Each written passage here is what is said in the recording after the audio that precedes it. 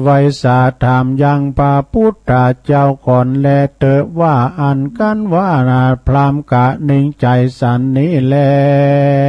วพรามผู้นั่นก็ได้ไปสู่สำนักแห่งพระพุทธเจ้าแล้วก่อนนั่งที่อันสมควรแก่ตนแล้วก็ไว้สาธรรมพระพุทธเจ้าว่าดังนี้ปันเตภะคะวากาแด่สัพพัญญูพระพุทธเจ้าดังว่าปุกกัลละผู้หนึ่งผู้ใด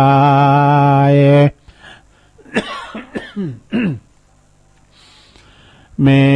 พี่น้องลูกหลานก็ดีเมียและผัวก็ดีก็อันตายไปนั้นก็ยัง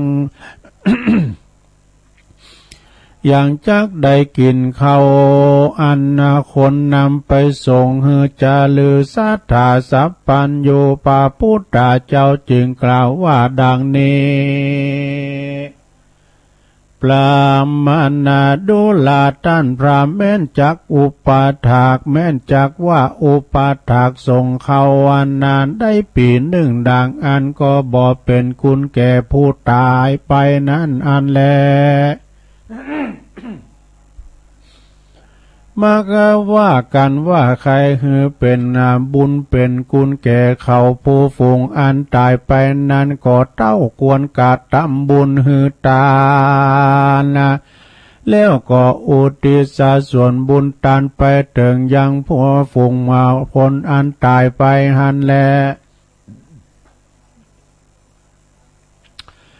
ส่วนอันว่าพรามผู้นั้นกันว่าได้ยินยังกรรมแห่งพระพุทธเจ้าแล้วก็มีใจจมชื่นยินดีมากนักก็ไว้อันนบหบยำยังพระพุทธเจ้าแล้วก็หนีไปสู่เรือนแห่งตนก็มีหันแลปุณณติวาเสกันว่าวันลุนลุ่งเจ้าพรามผู้นั่นก็มาถืออาขันเข้าตอกดอกไม้ไปไหว้สารนิมนต์พระพุทธเจ้ากับตั้งเจ้าภิกขุสังฆะตั้งหลายไปสู่เรือนแห่งตนเลี้ยวก่อหือตานเข้าน้ำโปจานะอาหารต่างหลายต่างกับต่างพาผ่อนต้นแลอาสนากิลานาปัจจัยต่างหลายแก่เจ้าภิกขุสังฆะต่างหลายมีพระพุทธเจ้าเป็นประธานแล้วก็อุทิศส่วนบุญตานไปอันนั้นไปหายังลูกแห่งตนก็มีหันแลในขันนะยามนั้นลูกแห่งต้านพรามก็มาอานุโมทนาเอาส่วนบุญอันนั้นแล้วก็มาเกิด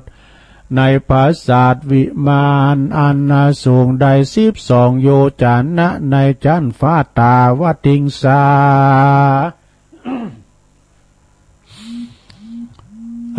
ตาวติงสาเทวโลกก็มีแลอันละว่าลูกแห่งต้านพรามนั้นกันว่าพระพุทธเจ้ากับเจ้าภิกขุสังฆะตั้งหลายนี่ไปสู่วิหารแห่งตนแล้วดังอันก็มาสำแดงยังเขาของสัมปติทิพย์แห่งตนหือป้อแห่งตนได้หันแลอันว่าพรามผู้นั้นอันเป็นป้อกันว่าหันยังสัมปติทิพย์แห่งลูกตาของตนแล้วก็มีใจจมชื่นยินดีมากนักซึ่งคุณแก้วซึ่งคุณแก้วทั้ง3 ประการก็เอาเครื่องปูจามีตนว่าเขาตอกดอกไม้ไปไว้สาพระพุทธเจ้าแล้วก็กล่าวว่าดังนี้ พันเตภะคะวะคะเดสัพพัญญูพระพุทธเจ้าส่วนอันว่าหือตาเนก็มีพลาอานิสงส์มากนักแต่และข้าตายไปนั้น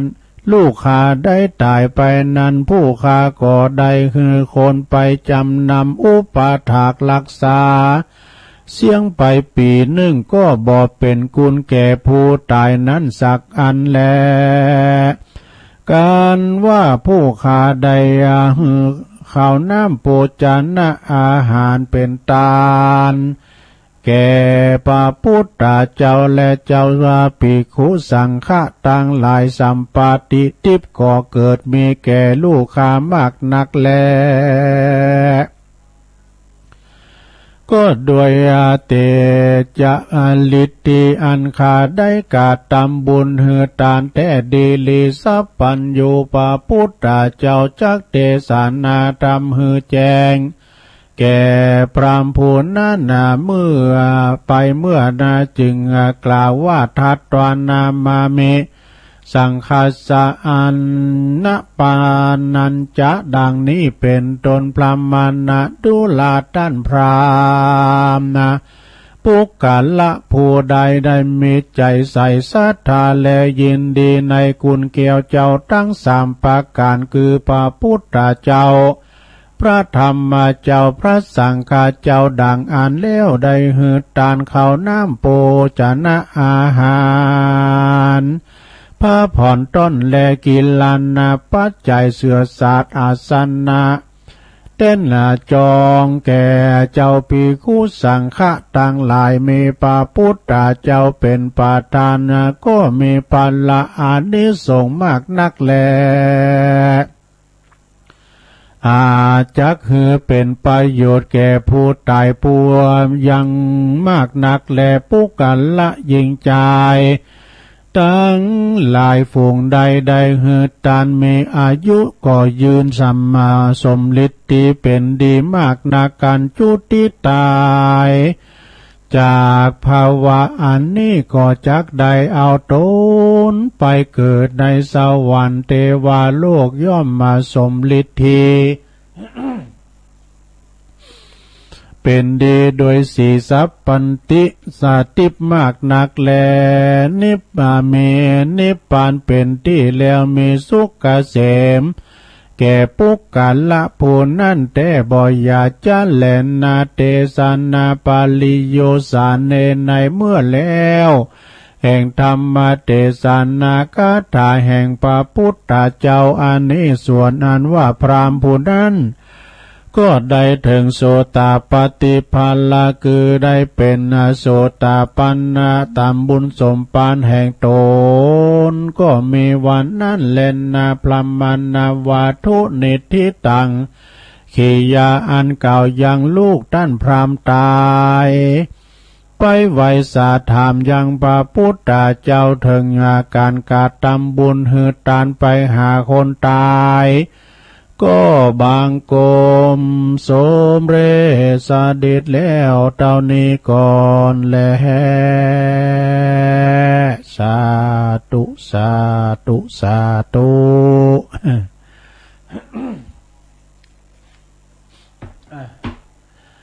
จบไปตึงนั้นตึงนี้เต็ดไปก็ดังแตนเสียงก็อ่อนไปหลวงเอ้ยเนาะหลวงก็ฟังไปก็รับไปโมนนี้ตู้ก็รู้เหือแตนนี่ จบไปเนอะอันนี้ก็เขาเคยได้ฟังกันนะหลวงเนาะสรุปทำว่าผู้พามจะผู้พามเถ่านะกษัตริย์พามแพทย์สูตรเนี่ยกะเปิดก็เป็นตระกูลหนึ่งนะเปิดมีเป็นวรรณพราหมณ์ไม่เด้อเนาะเปิดก็เป็นคุณโรยคุณมังคุณมีเนี่ยกะมีลูกคุณเดียวมีขายิงขาจายเนี่ยห้อมล้อม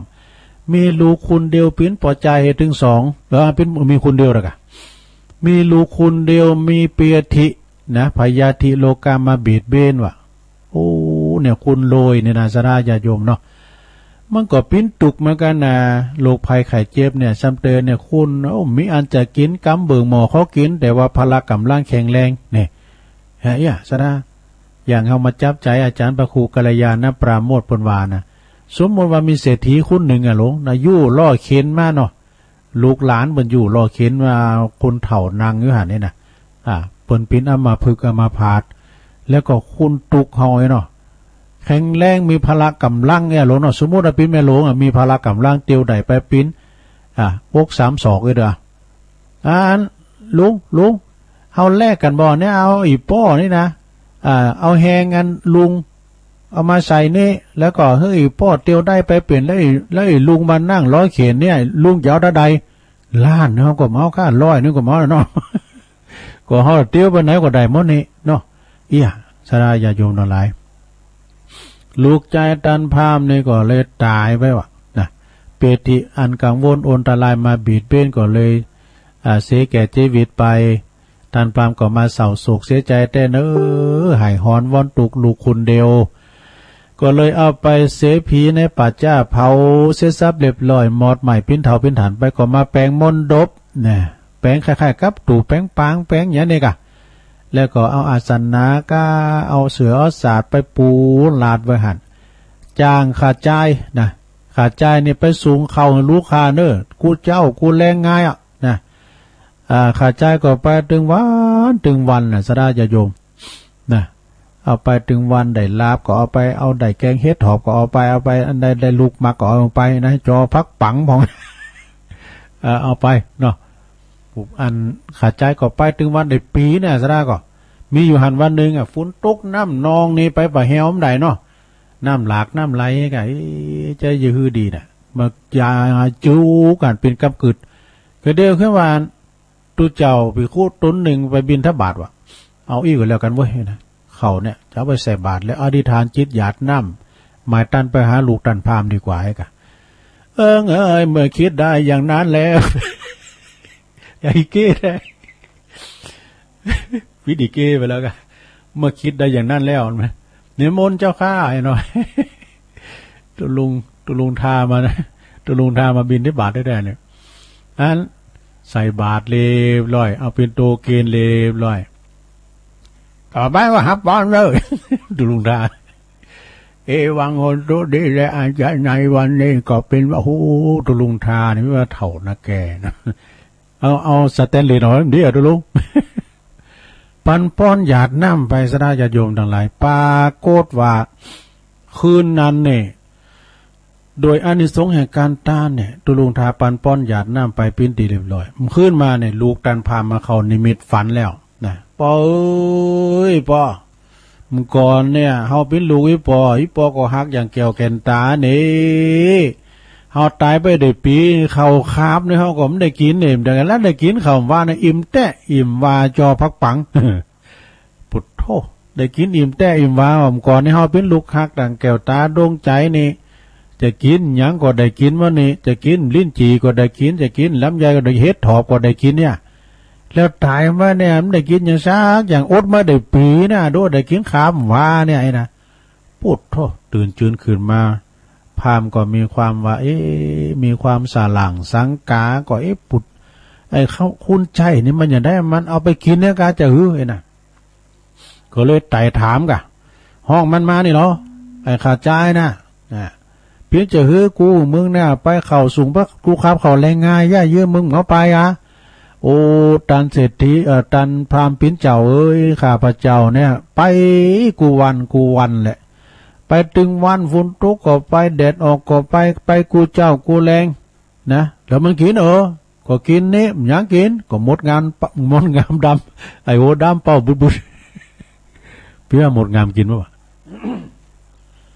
แล้วมิมว่าเนี่ยเนอท่านพราหมณ์พอพราหมณ์ปิ้นเจ้าข้าพระเจ้าไปเนี่ยก็ปุถฝนตกน้ำหลากน้ำนองไหลตะลน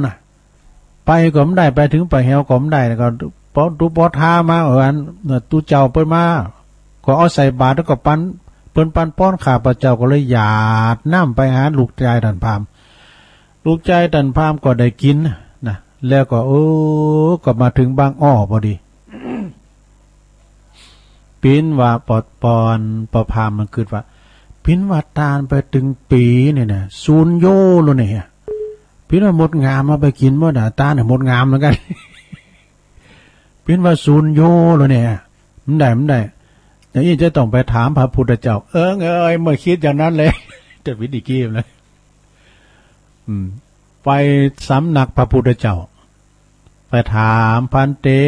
ข้าแด่พระพุทธเจ้าสมมติว่าคุณติดตายไปแล้วนะปิ้นปอปิ้นแม่ปิ้นโผปิ้นเมก็ดีลูกเต่าเหล่าล้านเลนเอาเข่าไปตานหื่นแปลงมนดบอยู่ไปแหวปัจจ้าบนเขาจะได้กินก่อจ้า พราหมณะดูก่อนพราหมณ์เอ้ยนะพระพุทธเจ้าเลยตรัสตอบเอาไปตานอย่างนี่ตานกับเก้าใหม่ก็ตอกลูกค้าเทวดาขอลูกค้าเทวดาเอาไปหือนำเอาข่าวสารงานบุญนี้ไปหือลูกคนนั้นลูกคนนี้มันได้นะซูนโยนะต้องผ่านตุลุงทาต้องเอาไปตานติวัติวาปุณตุเจ้าในเป็นสะพานบุญนี่นะ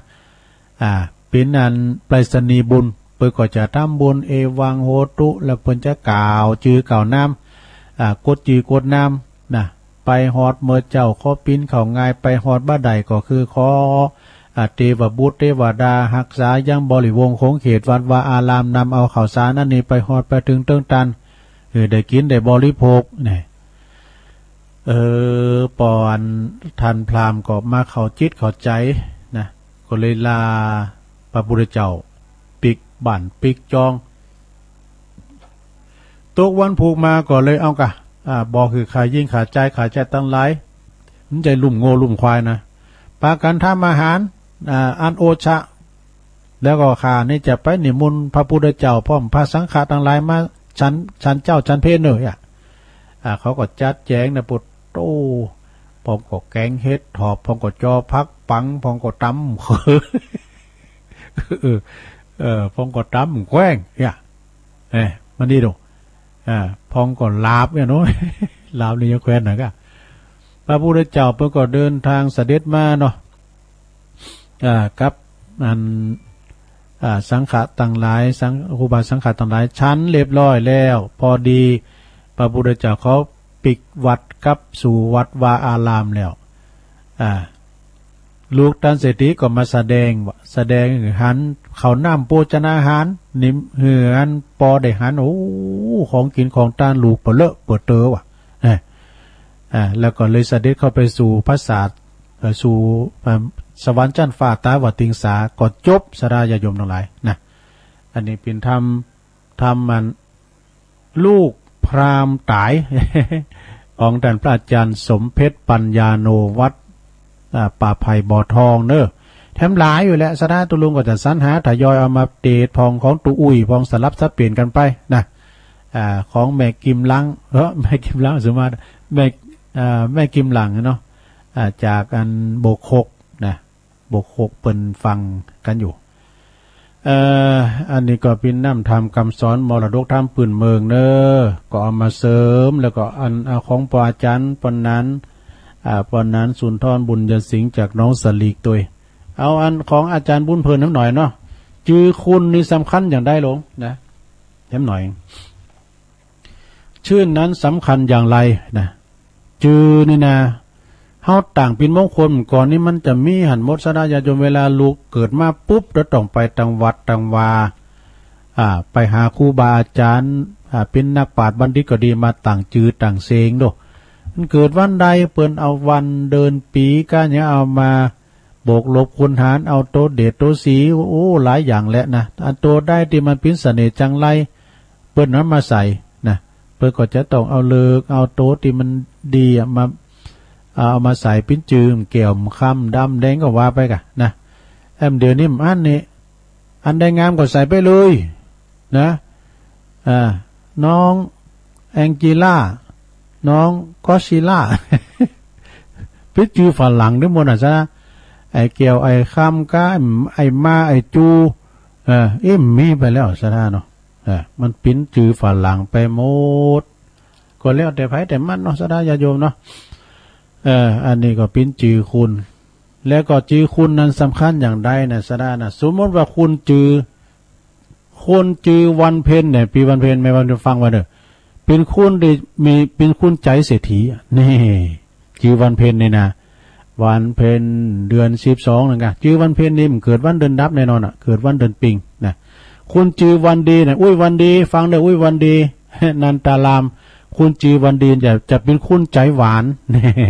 เป็นคุณใจหวานนะแล้วคุณจีวันงานเหรอคุณจีวันงานลำงานก็พี่น้องคุณจีวันงานนี่จะเป็นคุณใจสูงเนอะนี่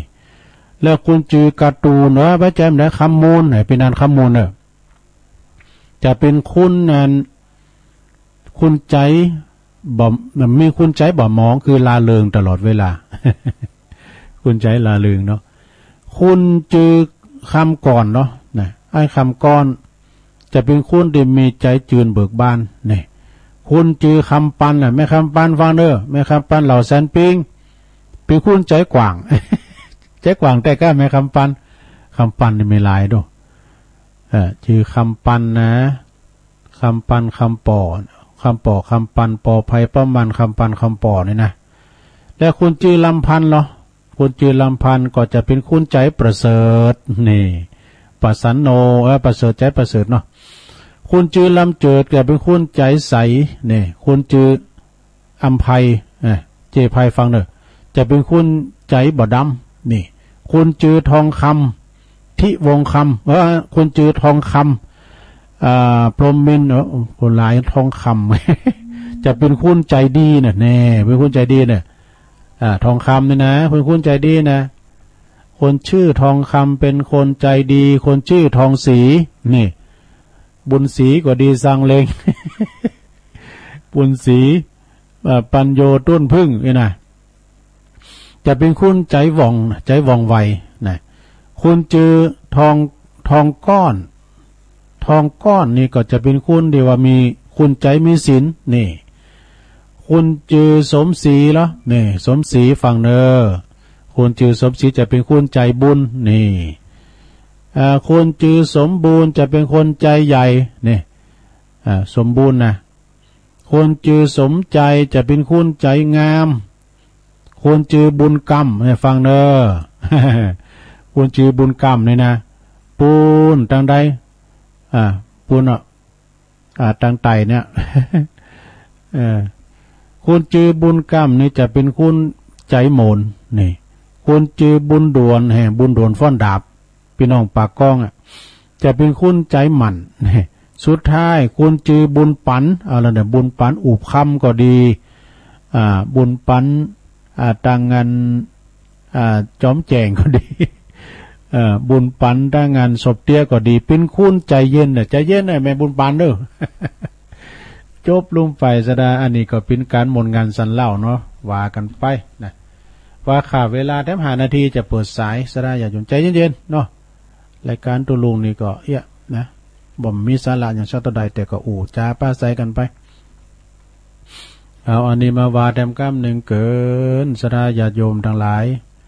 คุณเฮานี่เก่าคืออะไรคือวาสนาเนี่ยเฮามีวาสนาซึ่งกันและกันแล้วมี10 อย่างด้วยกันเด้อเคยว่าแล้วหลายเตือนี่ของครูบาเดช1เฮาคุณที่ว่ามันจะคุณลำรวยสักแต่บ่คัดสนนะมีอยู่ไม่กินก็พอละเพิ่นเรียกว่าพอเพียงนะบ่ลำบ่รวยคุณที่มันกอบโกยที่ว่ารวยแล้วใครรวยแฮมติ๊กอันนี้ก็คือว่าคุณที่อยากจนที่สุดนะอย่าว่าเฮาคุณเฮาบ่ลำบ่รวยแต่ว่าบ่คัดสนเนี่ยพออยู่พอกินเนี่ยพระเจ้าแผ่นดินว่ามีครอบครัวพอเพียง2เป็นคนบ่มีคนป่วยเนี่ยเฮาเจ็บป่วยเมื่อไข้ก็ดีที่สุดน้องสะท้าเนาะช่วงนี้ระยะนี้นะอยู่กับพอกับเฮินไปนะแม้แต่ห้องยาต่างงานหมออย่างว่าหลวงพ่อเนี่ยเปิ้นจังไปเช็คร่างกายอย่า3 เดือนไปเตือนนึงพวกไปที่ตึกสีผัดวันนั้นถึงเวลาแล้วพุกที่จะไปหมอโทรมาบ่ต้องมาเด้อหลวงพ่อเด้อโรงพยาบาลนี่ยังบ่ปลอดภัยเด้อกะเพื่อก่อมไปกิจกรรม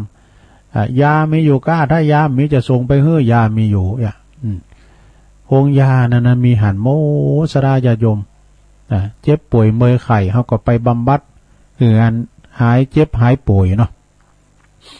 ช่วงนี้ก็ประคับประคองร่างกายสังขารไว้นะหลวงไปมันเจ็บมันป่วยเนอะนะไปอยู่เจ็บคือป่วยขอคืออยู่ดีมีสุขนะข้อที่3พ่อแม่ลูกอยู่กันพร้อมหน้าพร้อมตาสดายโยมขอให้อยู่กันพร้อมหน้าพร้อมตานะพ่อแม่ลูกเนี่ยก่อนเนี่ยเนาะสดาเนาะสังคมเฮาวิถีชีวิตต่างชนบทเนี่ยนะบนมีลูกหนักลูกต่าง6ต่าง7สดาเวลาว่ากินข้าวกินน้ำแล้วแยกกันยังก็ตามจวยกันพ่อแม่จะได้ลูกเจ้าหรอนะลูกก็กอยเยาะกอยยอมก่อนเนี่ย ปิ้นอย่างนั้นเฮินมาขี่ไว้อะกอยอกอยองเปิ้นมือเตียวเฮินดังเปิ้นมือท่าโลเซนกังมือเจ้าก็เกมไว้นะดูลงในท่าโลเซนไว้ต้นแรงก่อนที่เปิ้นปล่อยคังกันยะเปิ้นปล่อยคังก็แล้วเปิ้นเลาะเอาคังออกนะไม่ซ้ำซานี่เนาะแล้วก็เอามาปิ้นเจ้อเพิงปุดมันใหม่ดีบ่รู้โหไม่ซ้ำซาเดี๋ยวนี้แพมีนี่ปิ้นทาเนอะไปหันทางอีสานทางใดนะฮะมีแม่คนนึงนะอายุก็พอสมควรอ่ะเปิ้นปลูกไม้ซ้ำซาขายใบมันว่ะโอ้เป็นหลักแสนนะสาระเปิ้นเอามือยืมพุ่นน่ะไม่ใบไม้ซ้ำซาเนี่ยมันหลุดมาโดเปิ้นมีคนงานกวาดทั้งหมดกวาดต้มยัดใส่กระสอบกวาดต้มยัดใส่กระสอบใบมันก็ได้ขายไม้ซ้ำซานี่นะโอ้ก่อนนี่นะศรัทธาญาโยมเต้าเล่าตระกูลเนอะตัวลุงนี่ก็เป็นมือคนหนึ่งเหมือนกันนะมือสัตเรือสตีนก็มันเนี่ยเป็นลูกน้องของงานเนี่ยกะไปเตสมาเส้นกูดยังเคยไปนะก่อนจะเป็นฆราวาสเป็นนั่นมกกับเป็นบ่าวนี่ก็ฮะเนาะไปเปิ้นมาพอก็โหลอ่ะตัวไอ้นี่มูนี่ดึงเซ็ตในนั่นเนาะที่ปืนเก้าไม่ซ้ำซาน่ะไม่มีก็ก่อนเสาไปเล่งผีกันนะลูกอ่ะไปเล่งผีกันนะทัดกันวะเนาะเฟิร์นกับเฮากับตุลุงเนี่ยกับไปก่อนเฟิร์นมันเน็ตเนาะเอาจำก็ได้บทโอกาสเท็ดนั่นปิ้นจัดหลายนาทีไปหิมชั่วโมงนะเสียงน้ำมันปิ้นหิมกึ่งลิตรมันก็ฮะ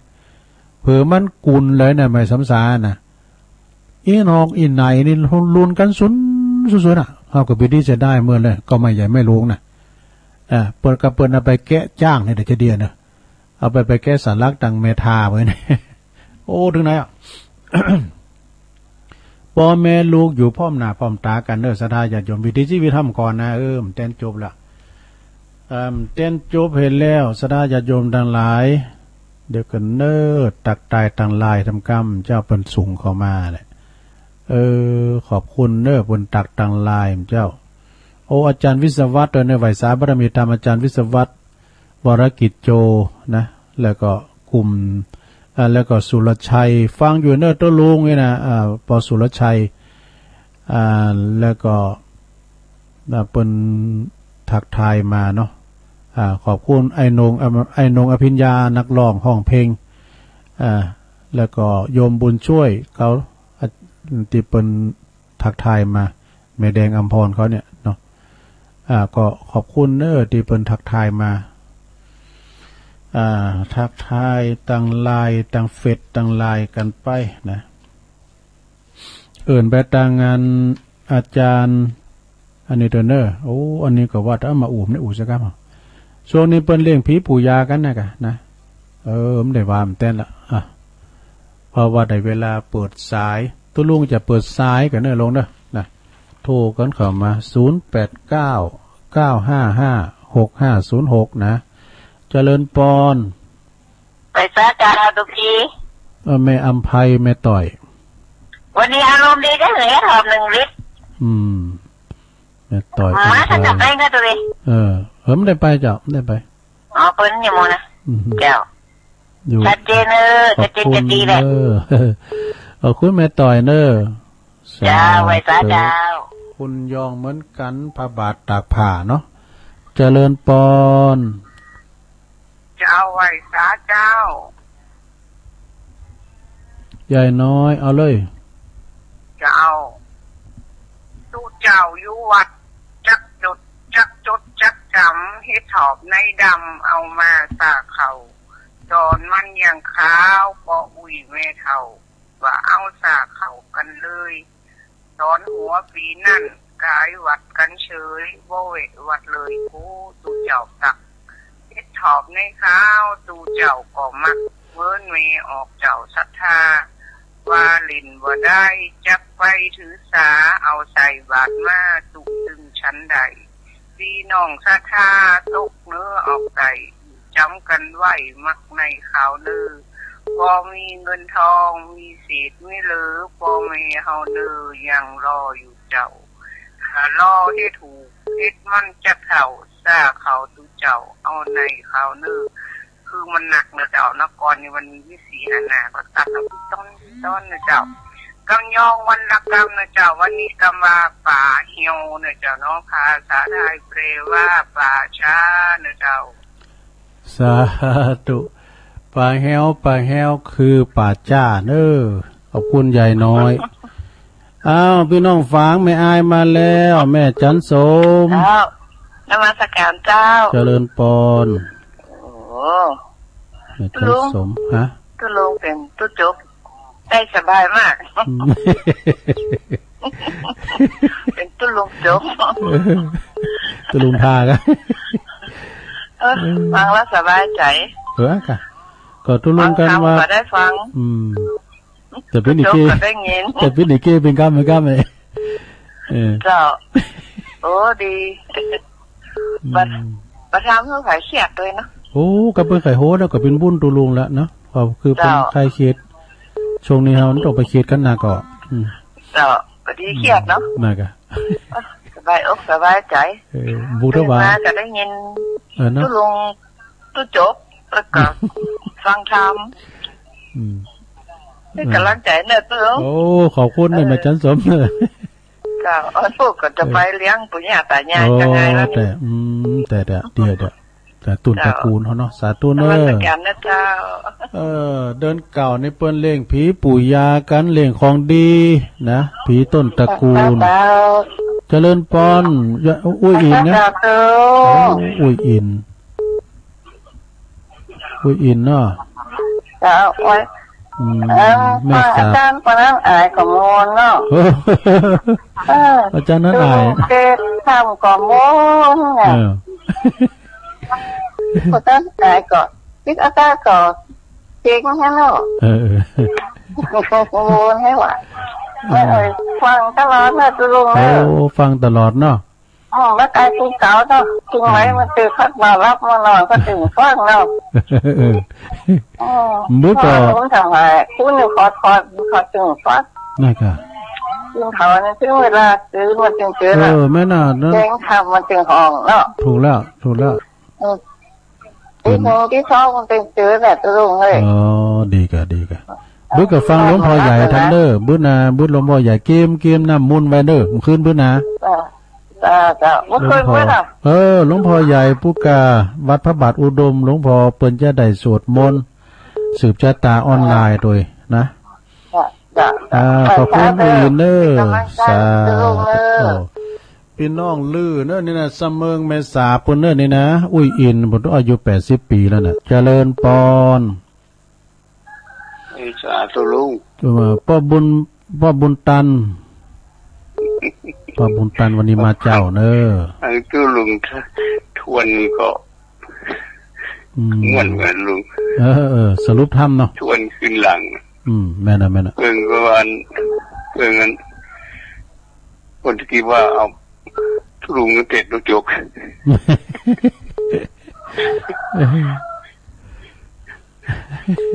แต่พองหลินพองเขาทวนแต่ก่อนเขาก็มันเคยไปด้วยกันเหมือนกันนะเริ่มก่อนนี่ออกหากินเมื่อก่อนออกเตดเมื่อเริ่มก่อนแล้วแคว้นถ้ำไปแล้วตุจกอ่ะเอาว่าเตดปิ้นเตอในสถานีเขาคืนนั่นเองทำไมเอาแว้นลากกันอย่างไม่ตอกเขาลืมรู้ลากไม่โหกอ่ะลูกไม่สร้างมาเป็นตอกซะก่อนจักตอกสันเข่งกันนะกะก่อนสันเข่งสันเข่งโตเอาครับจางกอคนเข่งตอนนั้นเอาก็ยังนุ่มอยู่เนาะโอ้สมัยนี้ตาพี่เขารู้สันเข่งก็ได้แต่ก่อนน้ำกุโรน้ำดิบน้อยน้ำดิบหลงหอยอ่อมันน่ะโบโรโดงไหม้ได้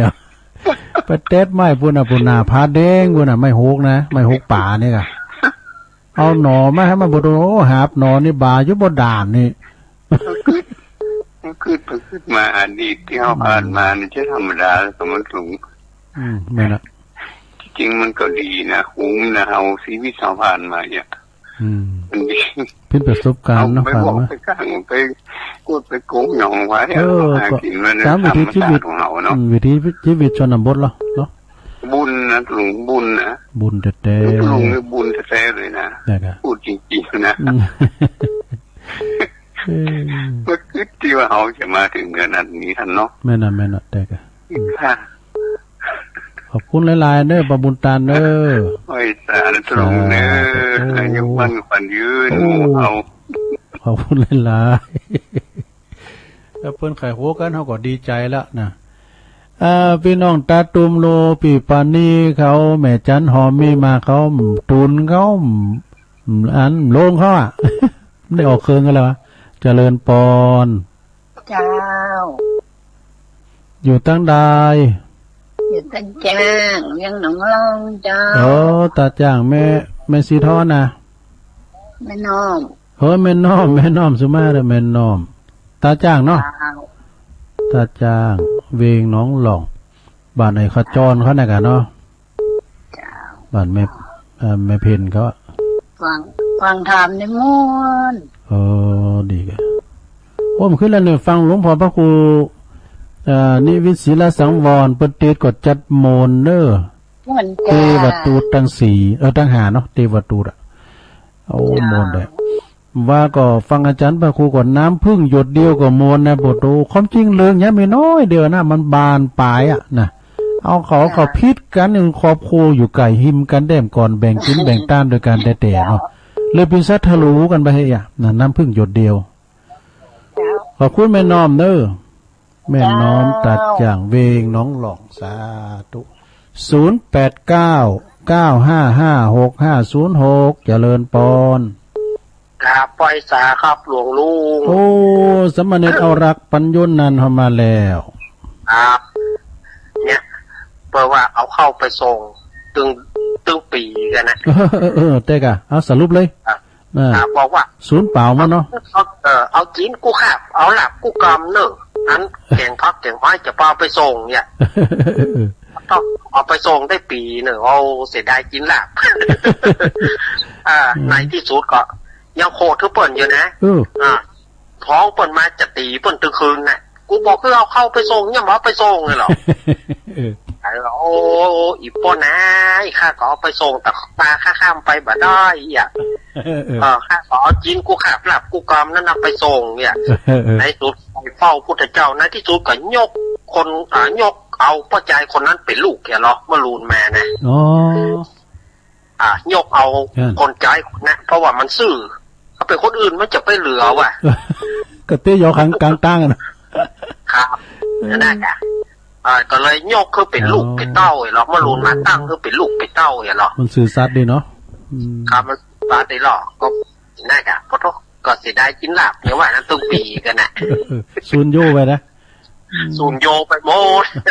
มีน่ะที่ได้กินน่ะมดงามมดงามได้กินมดงามได้กินท่านป้าเป็นกำลังใจขอบคุณนะครับเนอะไหวสาเนอะสา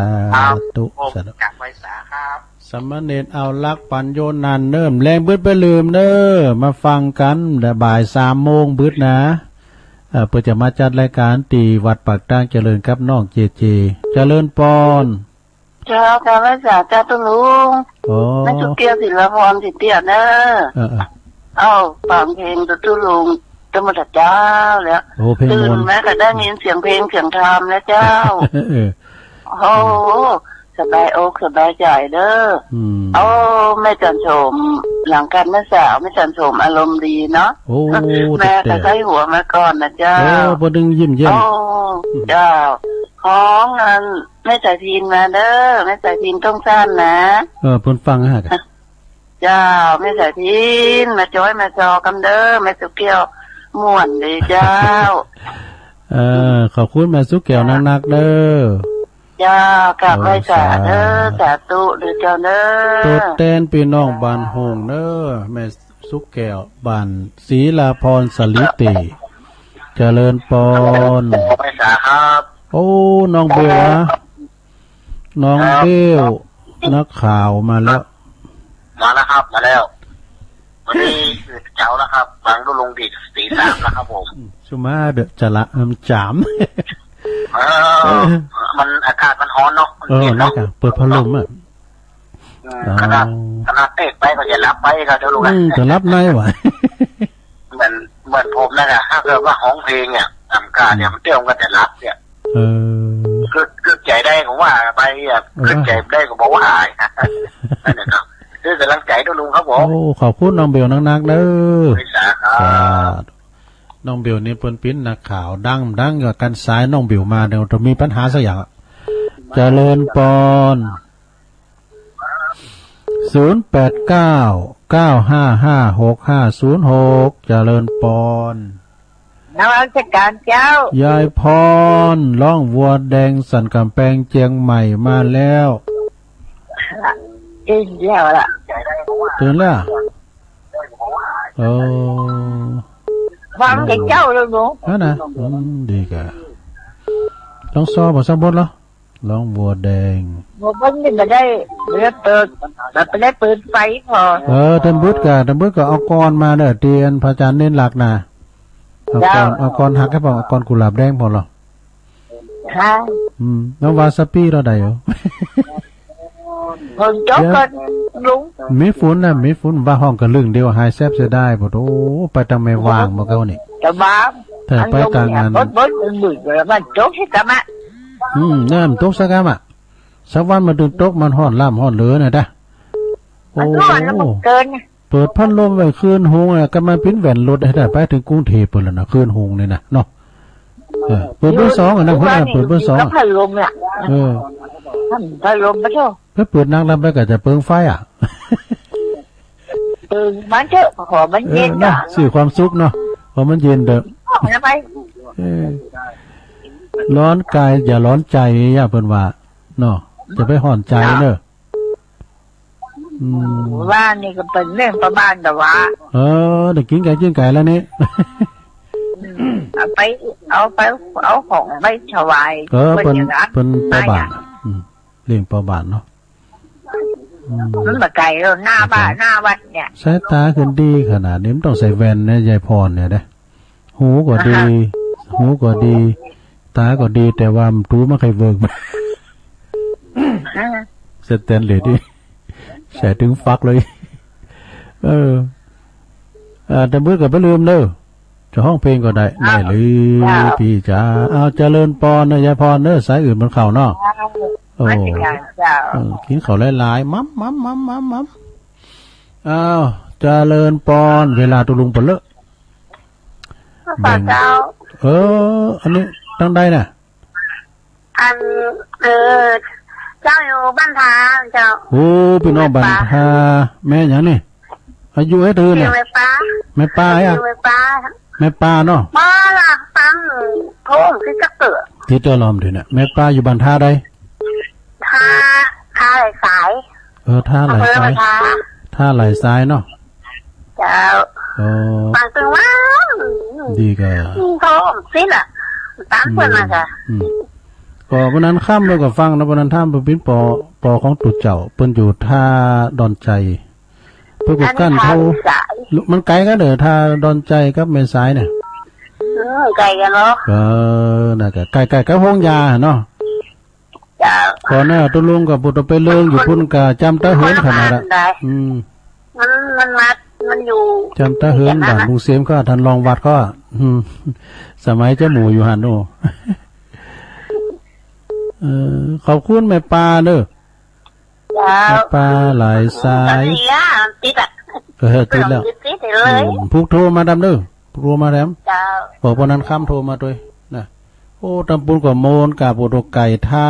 โดนหอยเป้าอ่ะเนาะท่าป่าเป้าอ่ะปุตของกินเปล่าเฮ็ดถอบก็มีเจริญปอนเจ้าแกไปสาเจ้าตุลุงมาแถมแล้วแม่สายพินเจ้าอันแม่สุกเกี่ยวอื่นหายอ่ะเอาให้หน่อยอ่ะเอาให้หน่อยนั่นจะแม่สุกเกี่ยวคนเดียวมันผู้คนฟังแล้วคนอื่นก็จะฟังฟังกับปุตโตจอมหยุดฟังตลอดฟังก็คุณอ่ะไปผมฟังก่อนจับพินต้องฟังพอพี่ป่าจะได้เอาไฟจิ้มเนอร์ต่อตะวันเนาะเจ้าเนาะเรานกยางจะหากินไกลคนไทยจะอู้ฝรั่งคนว่าแรกกับจ้างนอนบนหลังคานอนไม้บวกน้องจะเป็นปิดคนคิดฆ่าตัวตายจ ที่ได้แต่งมาเป็นหลวงเป็นหลายจนฟังกันไปแต่แหละยุคชายไปกับถึงวันนี้ก็ซ้ำแย่ลูกหลานพ่อแม่ก้มหน้าอยู่ไผอยู่มันแงนพอบนต้องฟ้ามีกาฟ้ามัวหมองต้องกบต้องอึงบัดตั้นใบปองฝนตกน้ำนองเดือนสี่น้องตั้งหลายฟังกันไว้ทีเจ้าน้องเจ้าปีฟังกันไว้ใจหญิงเปิ้นว่าผ้าเหลืองมันจะเหลือน้อยคนใส่ซอยข้อตีนเป็นอาหารกำกินซื้อเอาตามกาพี่น้องคนฟังเปิ้นว่าน้ำวังจะกลายเป็นเกลือที่เอามาจากทะเลสามบาเกมจะได้งมเข็มในมหาสมุทรตอนสิ้นสุด5,000 วาตาตอนว่าสิ้นทำนั้นบักกลับมาเปิ่นว่าโลกาเจ้าที่นาก็กันนะเที่ยวแม่แก้วแหมมาเจ้านะอากาพุกเอาแฮมเจ้าว่าไปนักถามป้าอาจารย์ก็เปิ่นจะรำคาญไม่ใส่ดินตรงซานเจ้าถ้าจะหลังใจตู้ลุงเนอะการถ้าจะหลังใจทุกคนเนอะที่ฟังสถานีคืนสีข่าวของเฮาพ่อมีพ่อครูบรรยงไม่ใส่กินจำได้จ่อยได้ช้อนนะเจ้าเนาะแม่เนาะอนุรักษ์ของเก่าไว้นะเจ้าเนาะของมันสูญมันหายเจ้านั่นละโอ้ขอบคุณเด้อสาธุเจ้าไว้สาเจ้าสาธุเจ้านี่อันนี้ดาวประจำคืนเฮาจังซอหรอเนาะเอิ้นบัดดังแม่เพ็ญคำโพธาเขาบุญตัวเด้อฟังก็อยู่ก่อเจริญปอนนมัสการเจ้าอ๋ออันนี้ก็พี่น้องตั้งปุ้นเส้นพระเจ้าแดงแม่สุภลักษณ์เนาะเจ้าฟังเจ้าแล้วกะฟังตื่นวันฟังตื่นตี 3มันก็ตื่นเนาะฟังจังวันสุลงฟังทุกตนทุกองค์อากาศก็ร้อนนี่เนาะโอ้มันอากาศร้อนแต่ๆอ๋อโธ่นั่นเนาะผมก็บัดตกว่ากันลึงกับเดียวให้แซ่บอ่ะเสียดายนั่นเนาะวันนี้ทำหุ้นในเนี่ยจะเอาอยู่จ้ะนั่นเนาะตกในห้องจุ่มยินในห้องกันเนาะนั่นเนาะลูกตัวลูกองตรงแต่ว่าก็โทรติดก็ลุก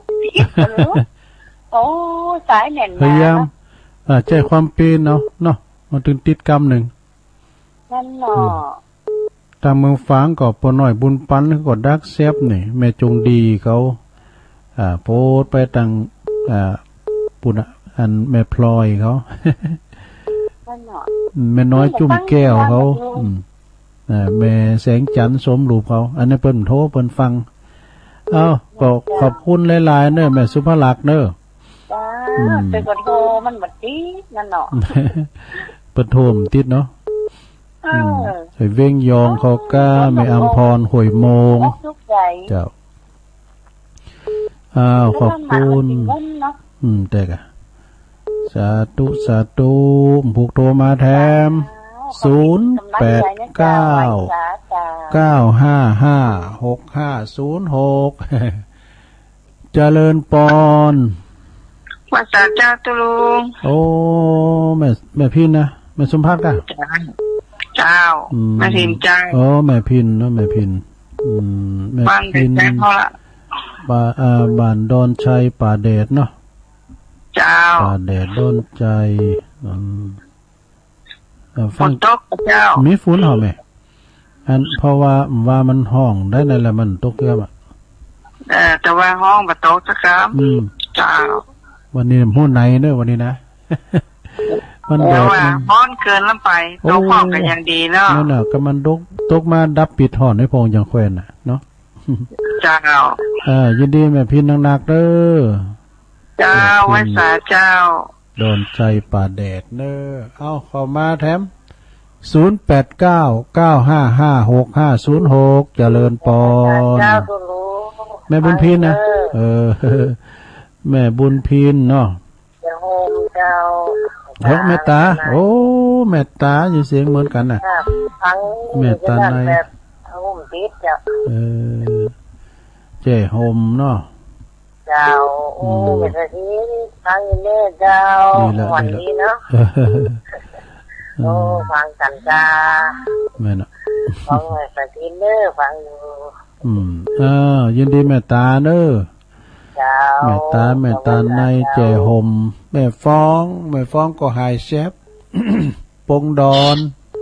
เจริญปอนเจ้าว่าเจ้าก็รู้อันนี้ก็แม่สุทัศน์เนาะมันยังอู้เรื่องฮ้อนแตะฮ้อนว่ะนักอ่ะนั่นเป็นวันเป็นทรงจำเตื้อไปไหนผมได้นักอ่ะฮ้อนแต่ว่ามันก็เลิกแต่น่ะมันเย็นมาเขาก็ว่ามันไหลไปแต่ไม่วางเนี่ยว่าบันแม่สุทัศน์เขาได้เอาหล่นเนยเนาะได้เฮ้ยทางงานเหล่าป่าฟางทางงานลุงนัดครับผมนะใกล้นี่เนาะจ้ะเป็นว่าที่ต้องลงกับมาตกเนาะตกนะก่อนมันก็ลึงกำเดียวจะหายเพื่อนก่อนนะว่าใช่ได้ก็รอสักวันอ่ะแต่วันนี้นิ่มหัวไหนเนอะเจ้าอันนี้แหละจ้ะพอตกดีตกงามเถอะเอางางฝ่าไหมครับจ้ะอาหารก็มาจากเมืองฝ่าถ้าฝนมาตกก็ได้ปลูกนาเนอะน่ากันเนาะรอฝนอ่ะหอมลงอ่ะปลูกได้ฝนจ้ะขอบคุณแม่สุทัศน์เด้อสาธุต่างดอยสะเก็ดปุ่นหายแซ่บเหรอแม่พันเขาแม่บอเขาฟังกันเจริญปอนไม่พระเจ้าจะรู้ไม่ไข่แก้วไม่ไข่แก้วเรื่องมันยังได้ยินทีไงน่ะมันมีเป็นวันเนาะถึงที่แปดอ่ะมันโซ่สามมันได้ยินเลยอ่ะเดินยินที่ได้มาตรงนี้ได้ยินเลยเดินนี่ฟังวกอันข่าวตอนใดฟังข่าวที่แปดเจ้าชัดเจนอยู่เนาะแล้วฟังได้หรออยู่ไหนผมซีอยู่ไหนโซ่สามน้ำบอกยังฟังในเฟซเนาะเจ้าเมื่อไรยินครูสถานีนี่นะเดี๋ยวนี้ได้ยินสถานีเดียวน่ะข่าวที่แปดคืออะไรยินอยู่ไหนเสียงน่ะเล็งให้กันหน่อยมันเนี่ยแต่มันทรมานได้เขาฟังอย่างเขาฟังในยายก่อนได้ก็เดี๋ยวหายไปเดี๋ยวก็มาสมัยFMสมัยAMนะเจ้าไม่หาได้เลย3 โมงไปนะลูกเจ้าทีนี้หรือว่าได้ยินเสียงหายอยู่ไหนเหมือนที่ไงเหมือนนั้นได้ยินจักสายนี้กูเตือนแล้วฟังไหนกูเตือนกับฟังมันรับไปกูคืนแล้วนะกูสถานีเลยนะนี่สถานีใดสถานีหนึ่งก็จะดับเนาะแต่เหลือที่อันเดียวนะก็ให้ฟังพอได้ยินเลยนะครับพอดมผมได้ยินได้ได้ยินกับข่าวที่8นะข่าวที่8มีเสียงมันไอ้อยู่ไหนเหมือนเอาเองมึงจะมาเสียงได้ยินโอ๊ตเอาก็เดี๋ยวกดดังยินขอบคุณแม่ไข่แก้วได้ยินแต่บ้านได้ยินชัดเจนเจอในชัดเจนจะดีอ่ะนั่นเนาะมันเป็นอย่างนี้เลยว่าคือเน้นไม่ยินเลยน้ำบ่อหลวงผมได้ยินน้ำบ่อหลวงผมได้ยินนี่แดนดินถิ่นล้านนาเจ้าก็ลืมถามมันแม่สุทัศน์89ผมได้ยินเลยโอ๊ตเอาวันนี้มันได้มันพูดกว่าดีละเนาะยินดีอ่ะเนอะแม่ไข่แก้วไม่ต้องใจเลยร้านปน้อยที่บนไปแม่น้อยจุ่มแก้วมาครับลูกเก้าล้านมาปิกลิกปองล็อกโปรโตมาก็จะไล่บุ๊กเดียวติดลำโหลดแม็กดีแม็กสัตว์ดีก็เป็นอะไรกันใครเมื่อไรคนว่านี่คนหัวไปอยู่กันแต่ถ้าซุ่มมาครับหลายสาเจ้ากันขอบคุณเนอะแม่ไข่แก้วเจริญปอนข้าไปสาขาเดี๋ยวพาดพิงไปหน่อยมาเลยฮั่นปอนน้อยบุญฝันได้ยินก็รู้ถามมาเป็นกำลังใจไม่ใส่พิษนั่นเนอะเก่งแท้ๆนั่นแหละเข้าท่าถ้าไม่ใส่พิษนี่บอกเขากำป่ายตะกอนแล้วเนอะเจ๊กะบอกมีที่ไหนแล้วเนอะจังซอดีๆนี่นะแม่น่ะเป็นดาวของคืนเขาเป็นกำลังใจตัวลุงอยู่เนอะตัวลุงครับขอบคุณเนอะปนหน่อยเนอะขับไปสาครับผมปนหน่อยบุญปันมะโนคอนปนอยู่ปูน เสาหินฝางปุ่นนะเปิดกับหุ้มกินหุ้มตานะตื่นแม่สายลุงเจริญปอนไว้สาเจ้าเด็กหญิงอ้วนมาแล้วแล้วอ้วนห่อหน่อยถึงวันเนี่ยห่อถึงวันแหละอ๋อฝนก็มาตกกันแต่ว่าเขาว่าจะสอนตกไงอ๋อมันตกเป็นหย่อมๆนะกะตกเป็นหย่อมๆเลยจ้ะวันนี้อันก็มื้อไหนแรงเบิ้ลน่ะเนาะก็แรงก็ฟังกับพ่อมันว่าเอวลากละอ่อนว่าหายคนเดียวนี่ไม่ได้ฟังคนเดียวก็ไม่พิ้นยังก็สำลูกหลานไม่เอากับมวลกับมันได้งอมเนาะจ้าละมันเหมือนงอมจ้าละไปจังนั้นผมไม่ได้นั่นมันห่อนเกินนั่นเนาะมันเผาผลาญโรคภัยไข้เจ็บเนาะมันเผาวันแม่งอันนั้นมันตายมานี้ปีบานปีจองมันละขี้คายไม่ละรู้เจียงใหม่อ่ะน่ะเล็กตัวเดียวแล้วเนาะเจ้าขอบคุณยายอ้วนเด้อเจ้าไว้นะเจ้าเอาแฮมซักสาย2สายได้อยู่จ้ะ0899556506สายที่20ตังใดจ๊ะเจริญปอนจ้าไว้ตาเจ้าแม่สมภาระเจ้าโอ้เจ็บอยู่บัดนี้กะนั่งคนดีนี่เหรอติดแล้วดีใจแล้วแรงบึกก็ฟังแถมโอ้มันฮ้อนนะ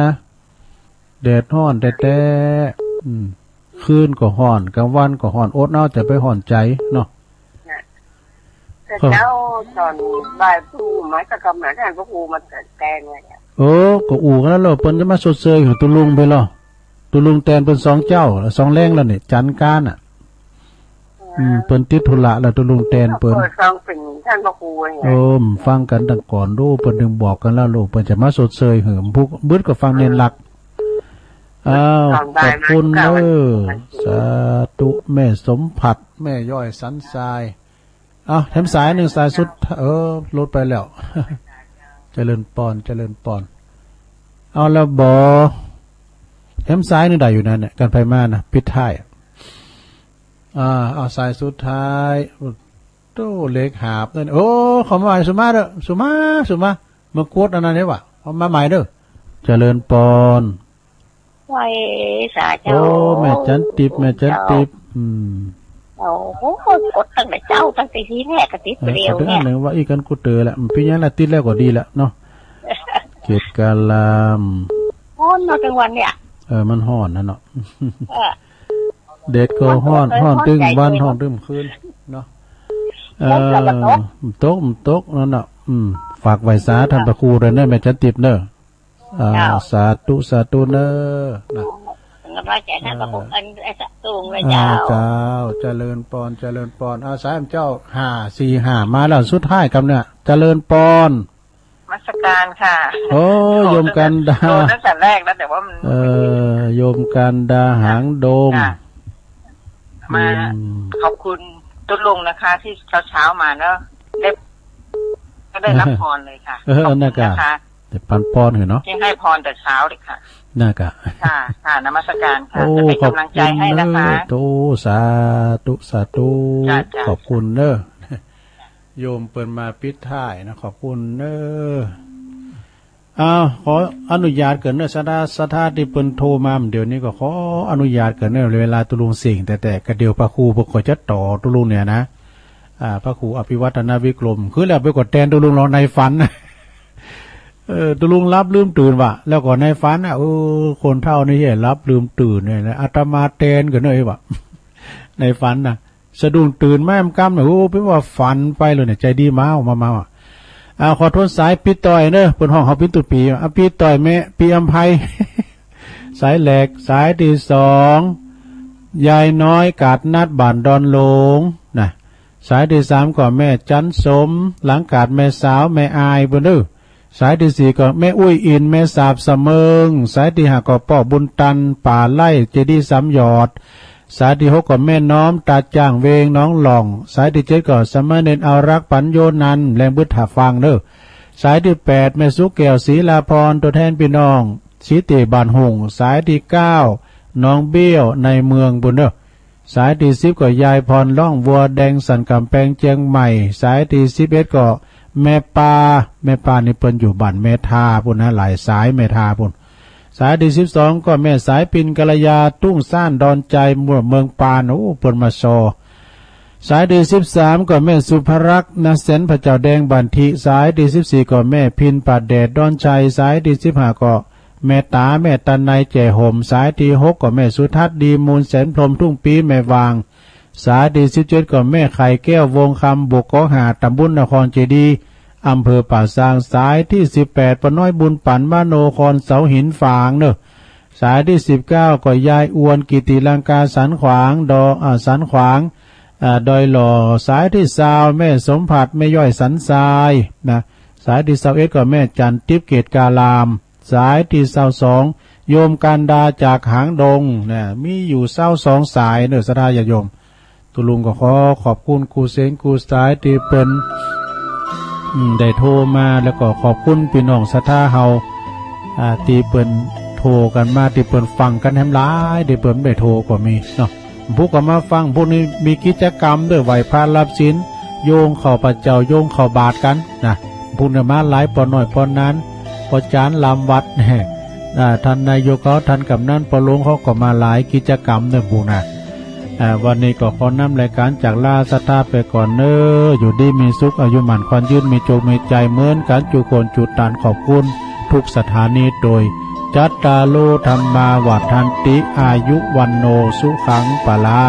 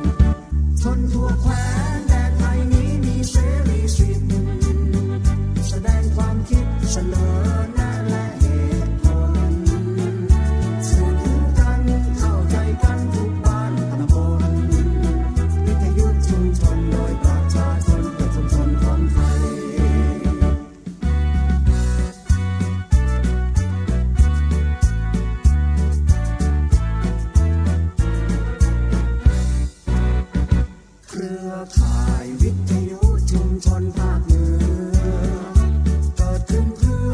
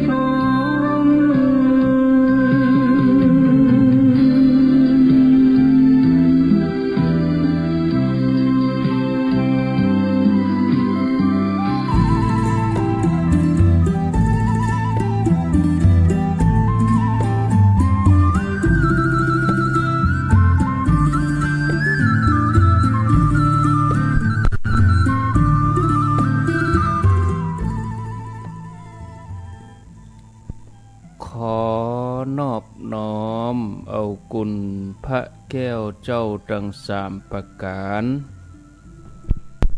อันมีพระพุทธพระธรรมพระสงฆ์คุณพ่อคุณแม่คุณครูบา